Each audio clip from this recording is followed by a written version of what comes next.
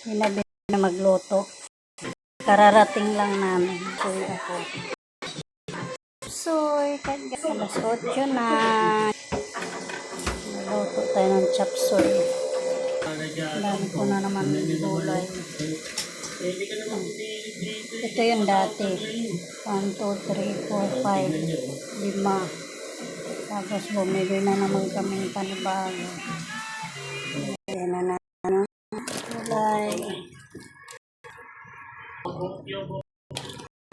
Huli natin yung huli natin yung repolyo.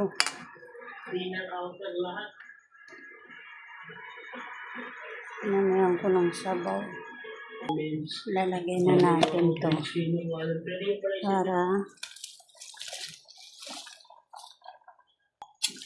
para mag-mix. Para hindi ganong lamig yung ibang gulay. Pati carrots.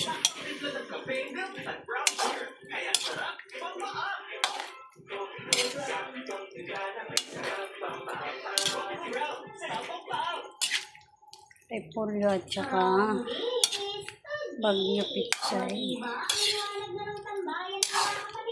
Nakikita na yung mga tsaka nilang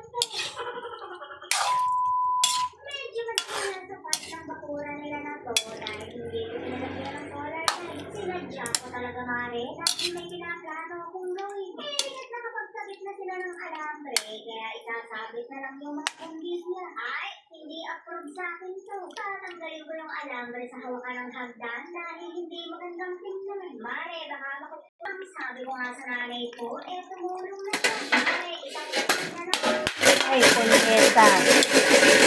Buti hindi nabasag. Ayaw mare, nagiging ka daw sa inyo. No, nabagsak yung takip.